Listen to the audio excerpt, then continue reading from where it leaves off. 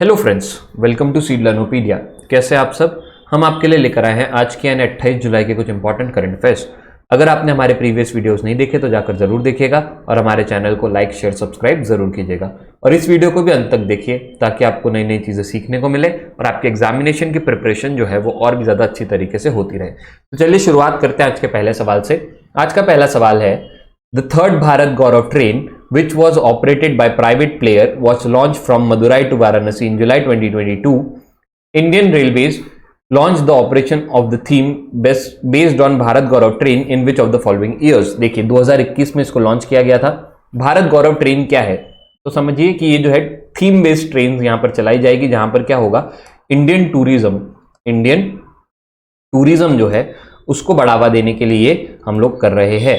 देखिए इंडिया का जो कल्चरल हेरिटेज जो है वो बहुत ज़्यादा वास्ट है और बहुत ज़्यादा सही है, और जो इंडिया की जो अलग अलग हिस्टोरिकल प्लेसेस है उनको ज्वाइन करने के लिए ये ट्रेन चलाई जाएगी और इसकी थीम्स जो है वो आपको अलग अलग मिलेगी, अलग अलग ट्रेनों की। तो थर्ड नंबर की ट्रेन ये जो भारत गौरव की चलाई गई है वो चलाई गई है मदुराई से वाराणसी के बीच में। तो आपको पता होना चाहिए कि फर्स्ट जो चली थी 2021 में, ठीक है, ये जो चली थी ये चली थी कोयम्बटोर जो कि आपका तमिलनाडु में है, से शिरडी इन महाराष्ट्र जो कि आपका एक कल्चरल और हेरिटेज प्लेस है। फिर सेकंड जो है वो है आपकी रामायणा सर्कल जो है, ये जो ट्रेन है ये जो है आपके जो सारे भी राम जी से रिलेटेड जो भी आपके प्लेसेस है उसको ये कनेक्ट करेगी, जैसे फॉर एग्जांपल अयोध्या, फिर देन नासिक, चित्रकूट, ये सारी चीजें ये कनेक्ट करेगी और ये जर्नी आप करेंगे तो आपको रामायण के बारे में और भी चीजें अच्छे से पता चलेगी। और अब जो है वो थर्ड वाली चालू हुई है मदुराई से लेकर वाराणसी तक, तो ये चीजें आपको ध्यान रखनी है। चलिए अगले सवाल पे चलते हैं। अगला सवाल है, world IVF day is observe every year on. World IVF day जो है वो कब मनाया जाता है? सबसे पहले तो आईवीएफ का मतलब क्या होता है? आईवीएफ का मतलब होता है इन वर्टो फर्टिलाइजेशन।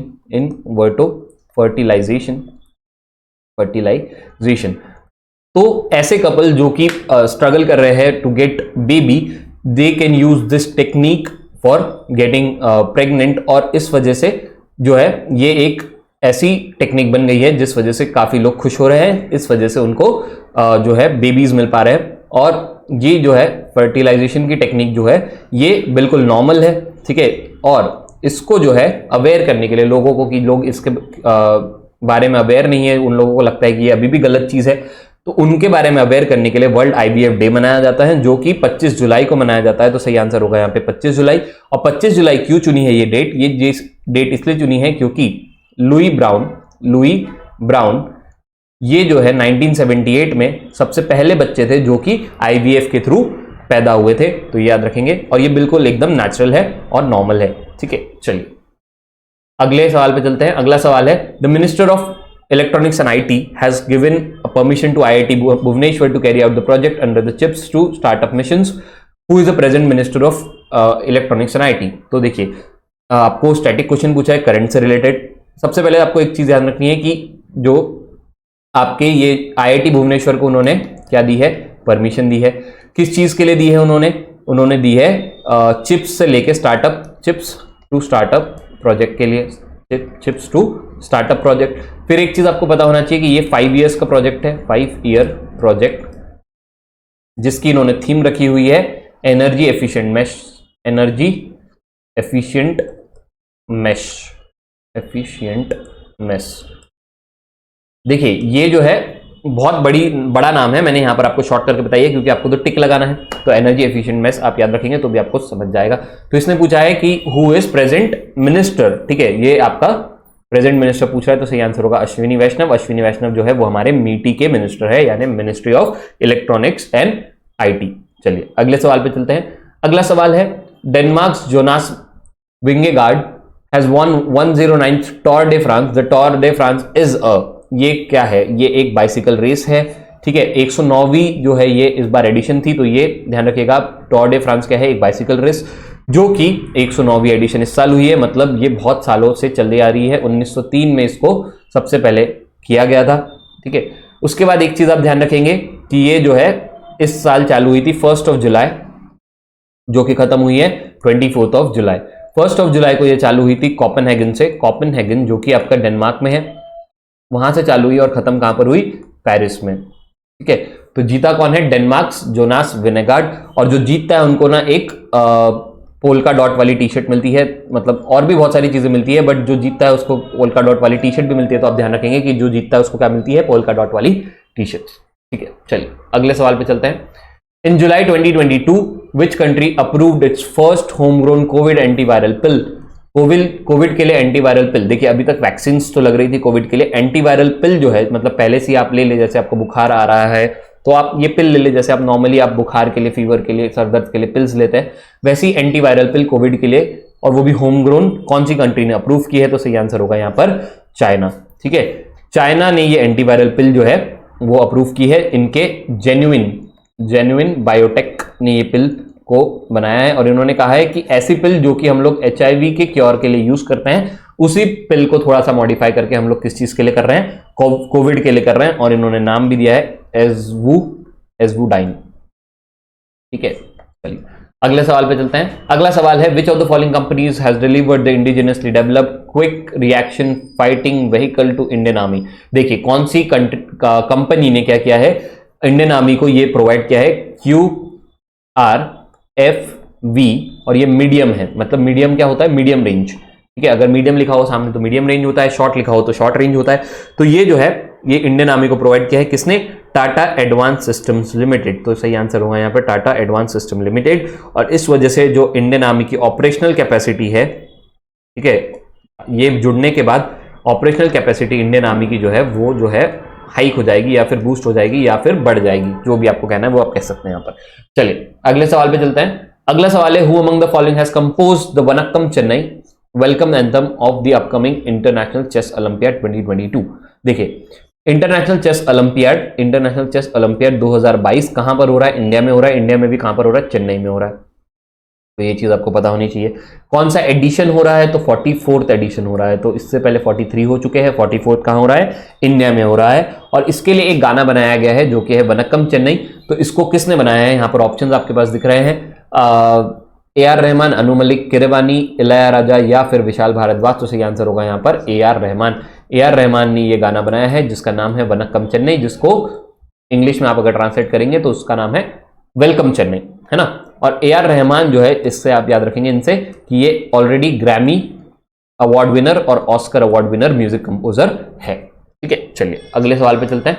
अगला सवाल है Mastercard is set to replace Paytm as a title sponsor of BCCI all matches in India, who is president of BCCI? देखिए प्रेसिडेंट ऑफ BCCI पूछ रहा है तो सही आंसर तो यहाँ पे सौरभ गांगुली है। और जल्द ही ये ICC के भी प्रेसिडेंट बन सकते हैं, ऐसा रूमर्स चल रहा है, पता नहीं ये सही है या नहीं। जब सही होगा तो हम आपको बता देंगे। सौरभ गांगुली जो है वो BCCI के क्या है? प्रेसिडेंट है। BCCI इंडियन क्रिकेट बोर्ड जो है उसके प्रेसिडेंट है। और यहां पर जो है एक चीज आपको ध्यान रखनी है कि जो टाइटल स्पॉन्सर है इंडिया में जब भी मैच होती है तो वो कहा जाती है पेटीएम सीरीज, क्योंकि वो टाइटल स्पॉन्सर क्या है? पेटीएम है। तो इनका जो डील थी वो थी एंड ऑफ 2023 तक, पर पेटीएम ने क्या किया? बैकआउट कर लिया इस डील से। उन्होंने कहा कि हमको ये डील और आगे कंटिन्यू नहीं करनी। तो BCCI ने मास्टर कार्ड को चुना है एज अ टाइटल स्पॉन्सर। अब आपकी जो भी आगे की सीरीज दिखेगी वो दिखेगी as a Mastercard India series. ठीक है, ऐसा ही सीन कब हुआ था? जब जर्सी के टाइटल, इंडिया के जर्सी के टाइटल जो है वो किसके पास है? बाइजूस के पास है। इंडिया की जर्सी पर आपको बाइजू दिखता है, जहां पहले आपको क्या दिखता था? ओप्पो दिखता था। तो ओप्पो ने भी डील कैंसिल करी और बाइजू ने वो ले ली। ठीक है, चलिए अगले सवाल पे चलते हैं। अगला सवाल है बजराम बेगाज has been appointed as the president of which of the following country in July 2022? देखिए बजराम बेगाज जो है ये एक मिलिट्री से बिलोंग करते हैं, मिलिट्री बैकग्राउंड से बिलोंग करते हैं। और ये जो है 9th प्रेसिडेंट बने हैं। 9th कहां के? अल्बानिया के। अल्बानिया। ठीक है, तो सही आंसर होगा यहां पर अल्बानिया। ठीक है, अल्बानिया की कैपिटल आपकी जो है, ठीक है, वो भी मैं बता देता हूं आपको। यहां पर वो होती है तिराना। और यहां पर जो करेंसी यूज होती है वो होती है अल्बेनियन लेक। तो ये चीज आपको ध्यान रखनी है। करंट को आप स्टैटिक्स से मिला के पढ़ेंगे तो आपका बहुत ज्यादा फायदा होगा। चलिए अगले सवाल पे चलते हैं। अगला सवाल है ब्रिजेश्वर नंदी, जिनको अपॉइंट किया गया इंडियन वुमेन टीम का coach for gymnastic Commonwealth Games में।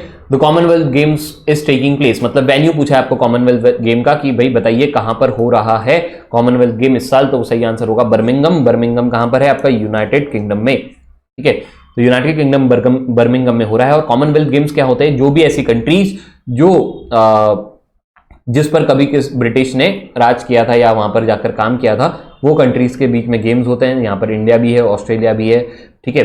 इस सारी कंट्रीज यहाँ पर पार्टिसिपेट करेगी, ठीक है। तो यहाँ पर बृषेश्वर नंदी को क्या बनाया गया है? Women gymnastic coach. तो आपको ध्यान रखना है, बनाया गया है बृषेश्वर नंदी को, और इन्होंने रिप्लेस किया है रोहित जायसवाल को, रोहित जायसवाल, ठीक है। और बृषेश्वर नंदी को इसलिए बनाया गया क्योंकि ये फेमस कोच है, ठीक है। 2016 में जब जिम्नास्टिक में दीपा करमरकर, 2016 ओलंपिक्स की बात कर रहा हूं मैं, रियो ओलंपिक्स, यहां पर जब दीपा करमरकर को जिम्नास्टिक में 4th प्लेस पे वो आई थी, तो उस समय भी कोच कौन थे? बृषेश्वर नंदी, और इसीलिए उनको बनाया गया कॉमनवेल्थ का भी कोच, ठीक है। चलिए अगले सवाल पे चलते हैं। अगले कुछ फैक्ट्स हम लोग देख लेते हैं। जैसे पहला फैक्ट है US India strategic partnership forum जो है, पार्टनरशिप फोरम, इन्होंने एक अवार्ड दिया है, ठीक है। और ये अवार्ड किसको मिला है? ये अवार्ड मिला है MM नरवणे को, ठीक है। NM नरवणे, ये कौन है? जनरल है, ठीक है। चलिए नेक्स्ट, एक चीज आपको पता होनी चाहिए कि यूनाइटेड नेशन में USA ने एक प्रस्ताव पास किया था जिसमें उन्होंने बोला था कि 6 ह्यूमन राइट्स ग्रुप बनने चाहिए, 6 ह्यूमन राइट्स ग्रुप बनने चाहिए। तो इसको ना इंडिया ने इसके खिलाफ वोट किया है, USA के खिलाफ यहां पर इंडिया ने वोट किया है, अगेंस्ट में, ठीक है। बहुत सारी कंट्रीज ने इसके फॉर में भी वोट किया है, पर अगेंस्ट में इंडिया ने किया है।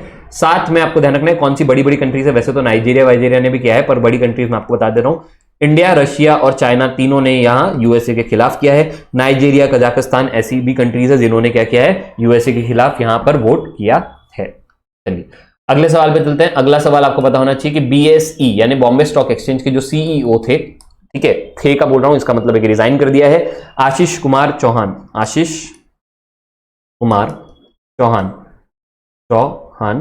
ठीक है। इन्होंने क्या कर दिया है? रिजाइन कर दिया है। तो याद रखेंगे आप, इन्होंने कर दिया रिजाइन।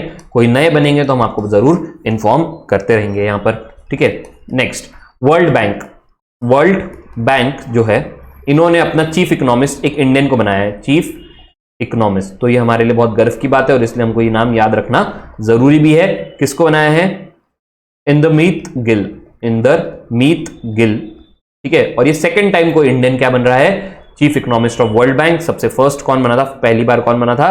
पहली बार बना था कौशिक बासु। तो अगर आपको पूछ ले पहली बार कौन बना था तो आप लिखोगे कौशिक बासु। अभी कौन बना है रिसेंटली? तो इंदरमीत गिल, ठीक है, वर्ल्ड बैंक के चीफ इकोनॉमिस्ट। बहुत बड़ी बात होती है। चलिए अगले सवाल पे चलते हैं। अगला एक चीज आपको याद रखना है, डेज बहुत इंपॉर्टेंट होते हैं। तो 27 जुलाई कल का दिन जो था, वो हम 2 चीज मनाते हैं। पहला, APJ अब्दुल कलाम की डेथ एनिवर्सरी, ठीक है, APJ अब्दुल कलाम की डेथ एनिवर्सरी, ठीक है। हमारे फॉर्मर प्रेसिडेंट रह चुके हैं, इनकी क्या मनाते हैं? Death anniversary. और साथ ही में हम लोग 27 जुलाई को क्या मनाते हैं? CRPF जो है, ठीक है, उसकी रेजिंग डे। और इस साल जो मनाया गया है वो है आपका 83rd, मतलब 83 ईयर्स हो गए CRPF को इंडियन आर्मी में, ठीक है। चलिए थैंक यू सो मच। कल मिलते हैं कुछ इंपॉर्टेंट करंट अफेयर्स के साथ। तब तक आप हमारे वीडियोस को देखते रहिए, लाइक करिए, शेयर कीजिए, सब्सक्राइब कीजिए और कमेंट करके हमें बताते रहिए कि आपको कैसी लग रही है हमारी ये initiative. Thank you so much.